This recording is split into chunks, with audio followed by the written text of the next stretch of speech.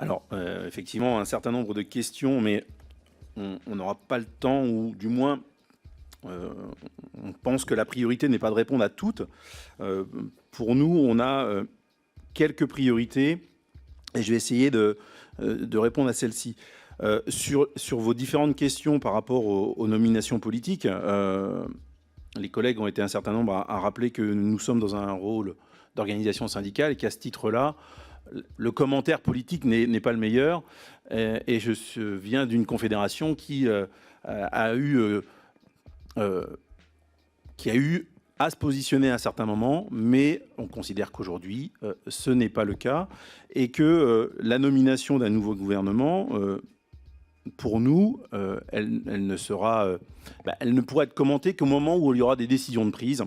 Bien évidemment, ce que l'on peut dire tout de même, c'est qu'avec une telle nomination, le signal n'est pas bon. Le signal envoyé aux collègues dans les écoles n'est pas le bon. Mais ensuite, nous serons à même de pouvoir commenter au moment des premières prises de décision.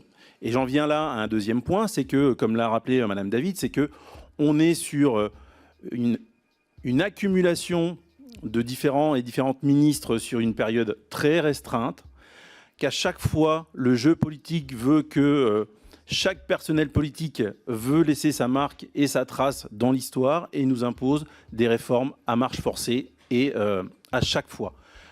Et ça, c'est une véritable plaie pour le fonctionnement de l'école, pour les élèves, mais aussi pour les personnels. On a besoin de travailler dans le temps long, au moins dans un temps plus long que ce qu'on nous impose aujourd'hui. Et surtout, quand on travaille, notre outil de travail reste la pédagogie. Et la pédagogie, ça reste quand même l'outil de travail des personnels, et ce sont eux et elles qui sont les collègues les plus à même de pouvoir l'utiliser à leur convenance, en fonction des réalités, en fonction des écoles, en fonction des élèves, etc. Rappelez aussi que la pédagogie n'est pas tout le temps quantifiable, et que donc cette politique actuelle de vouloir mesurer, évaluer en permanence, ça n'a pas de sens. On ne peut pas déterminer des choses à partir de statistiques en permanence. Ce n'est pas ça éduquer, ce n'est pas ça enseigner. Pour nous, les réelles urgences aujourd'hui, elles sont très simples. Recruter et former. Mais quand on dit former, c'est former avec du temps, prendre le temps d'observer, de réfléchir, et puis ensuite de se lancer en tant qu'enseignant et enseignante. La formation, c'est important. La formation initiale est importante, mais on rappelle aussi que la formation continue l'est tout autant. Ce matin, on n'en a pas parlé, mais la réalité fait qu'en manque de personnel dans les départements, on est en manque de personnel pour pouvoir assurer des formations et laisser partir les collègues se former. Dans quel métier on peut imaginer qu'on reste 40 ans sans être formé? Et bien aujourd'hui, c'est quasiment notre réalité. Toutes les formations continues sont supprimées, faute de personnel, pour pouvoir assurer les remplacements dans les classes. L'autre priorité pour nous, c'est développer l'attractivité. On l'a évoqué, ça passe par les salaires, ça passe par la reconnaissance professionnelle, ça passe aussi par redonner la liberté au personnel de pouvoir bouger, avoir une mobilité professionnelle comme il le souhaite.